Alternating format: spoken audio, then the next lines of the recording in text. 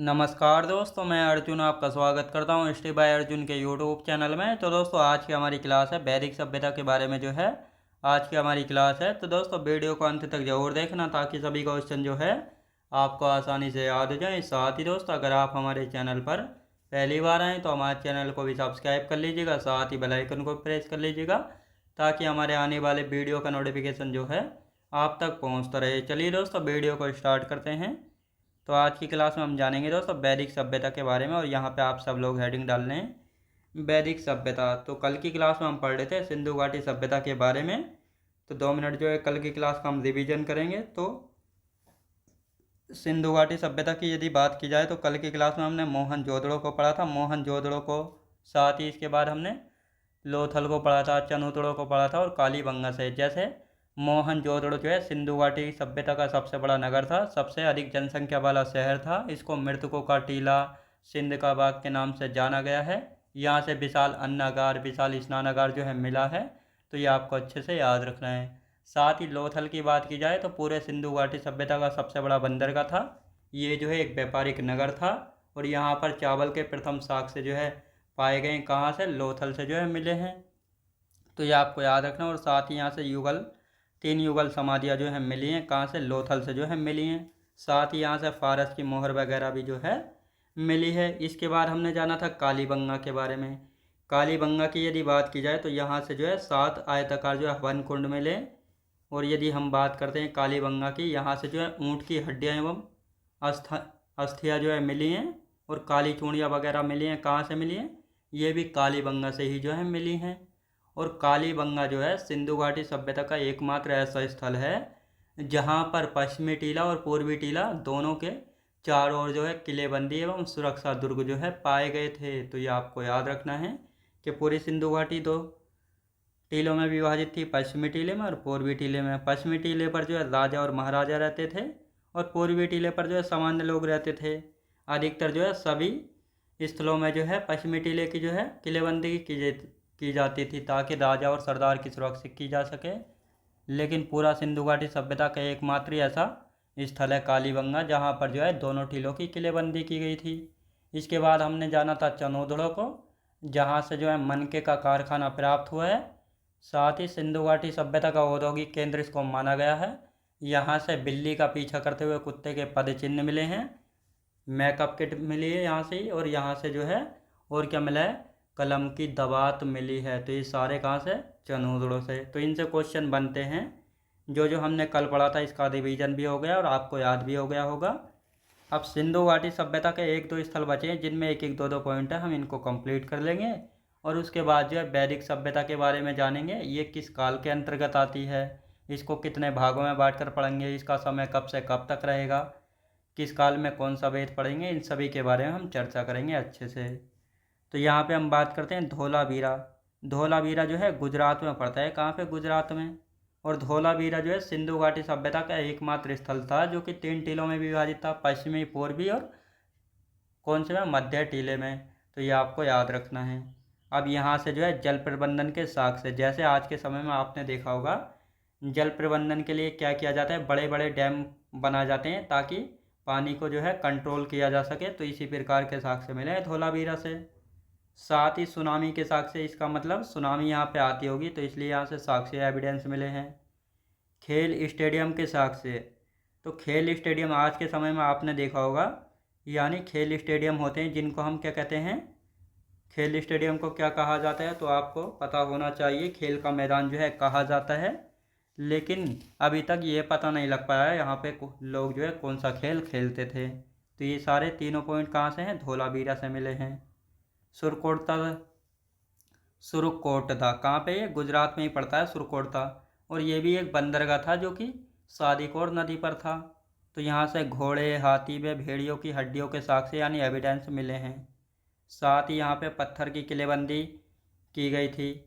अब आते हैं बनावली। बनावली की बात की जाए तो ये हरियाणा में है, और यहाँ से हाथी दांत की कंघी, जौ के दाने, मिट्टी का हल खिलौने के रूप में। तो ये कहाँ से, ये बनावली स्थल से मिले हैं। और जो कि बनावली स्थल कहाँ पे है, हरियाणा राज्य में। कहाँ पे दोस्तों, हरियाणा राज्य में है। रंगपुर की बात करते हैं, रंगपुर। यहाँ से धान की भूसी मिली है और धान की खेती के साक्ष्य। लेकिन सबसे पहले जो धान की खेती के प्रथम साक्ष्य मिले हैं, कहाँ से मिले थे? लोथल से मिले थे। कहाँ से दोस्तों? लोथल से मिले थे। और जुते हुए खेत के साक्ष्य कहाँ से मिले थे? कालीबंगा से। तो ये आपको याद रखना है। साथ ही यहाँ से घोड़े के अस्थि पंजर भी मिले हैं, लोथल, सुरकोटता और कालीबंगा सभी मिले हैं। तो ये आपको अच्छे से यहाँ पे याद रखना है। तो दोस्तों ये हमारा टॉपिक हो गया है कंप्लीट, सिंधु घाटी सभ्यता वाला। तो ये हमारा टॉपिक हो गया कंप्लीट सिंधु घाटी सभ्यता वाला, और सारे स्थल जो है आपको अच्छे से समझ आए होंगे। जिनमें ज़्यादा पॉइंट पूछे जाते हैं मैंने उनमें जो है अच्छे खासे लिखवाए, और जिनमें जो है एक दो ही पूछे जाते हैं तो उनमें हमने ज़्यादा नहीं किए हैं। अब हम आज का जो है अपना टॉपिक शुरू करने वाले हैं वैदिक सभ्यता, जिसका समय जो है 1500 BC से लेकर 600 BC तक रहा था। BC मतलब बिफोर क्राइस्ट, यानी ईसा मसीह के जन्म से पहले की घटनाओं के बारे में बात की जाती है। AD मतलब ईसा मसीह के जन्म के बाद का जो टाइम शुरू होता है उसको AD यानी ईसवी कहा जाता है। अब जो ये वैदिक सभ्यता है इसको हम दो भागों में पढ़ते हैं। कौन कौन से दो भाग हैं? तो पहला पूर्व वैदिक काल, जिसको हम ऋग्वैदिक काल कहते हैं, क्योंकि इसमें पूर्व वैदिक काल में हम ऋग्वेद को पढ़ेंगे तो इसीलिए इसको ऋग्वैदिक काल भी कहा जाता है। दूसरा उत्तर वैदिक काल, जिसका समय जो है 1000 BC से 600 BC तक जो है रहेगा, और पूर्व वैदिक काल या ऋग्वैदिक का काल 1500 BC से 1000 BC तक रहेगा। और साथ ही वैदिक सभ्यता किस काल के अंतर्गत आती है? आद्य ऐतिहासिक काल के अंतर्गत आती है वैदिक सभ्यता और सिंधु घाटी सभ्यता। तो ये आपको याद रखना है। उत्तर वैदिक काल में सामवेद, यजुर्वेद और अथर्ववेद को पढ़ेंगे। तो हमारे 4 वेद हैं।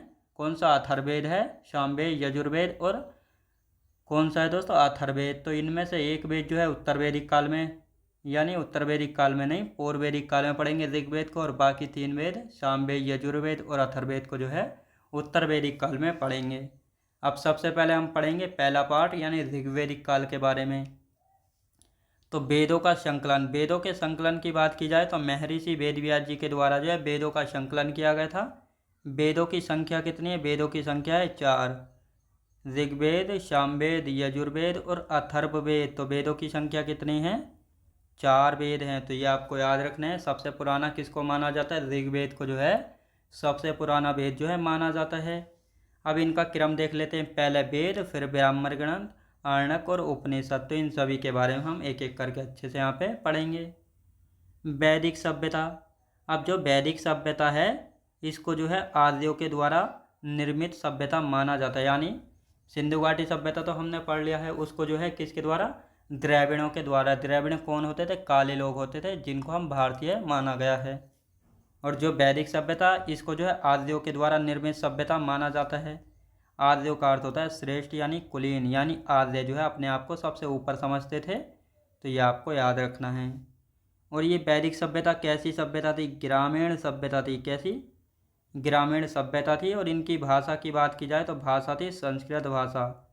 जिस प्रकार हमने जाना था सिंधु घाटी सभ्यता जो एक नगरीय यानी शहरी सभ्यता थी, उसी प्रकार वैदिक सभ्यता एक ग्रामीण सभ्यता थी और यहाँ की भाषा थी संस्कृत। लेकिन सिंधु घाटी सभ्यता की भाषा जो है पता नहीं लग पाया, लेकिन वहाँ की लिपि जो है भाव चित्रात्मक थी। तो ये आपको याद रखना है। अब आर्यों का आगमन देख लेते हैं कि आर्यों का आगमन को जो है कहाँ कहाँ से हुआ। अलग अलग लोगों के अलग अलग मत जो है दिए गए हैं। सबसे पहले देखेंगे मैक्स मूलर के अकॉर्डिंग। मैक्स मूलर ने कहा था आर्य जो है मध्य एशिया से आए थे, हिंदुकुश पर्वत होते हुए भारत पहुँचे। हिंदुकुश पर्वत कहाँ पे है? ये अफगानिस्तान में पड़ता है। आर्यों ने जब भारत में प्रवेश किया तो आर्यों ने भारत पर आक्रमण किया, और भारत में जो है इस समय सिंधु घाटी सभ्यता थी। तो आर्यों के बीच और सिंधु घाटी सभ्यता के बीच एक युद्ध होता है। आर्यों की तरफ से थे राजा सुदास और सिंधु घाटी की तरफ से थे 10 भारतीय राजा। इसमें जीत होती है, किसकी होती है? आर्यों के राजा सुदास की जो है जीत हो जाती है, और हार किसकी होती है? 10 भारतीय राजाओं की।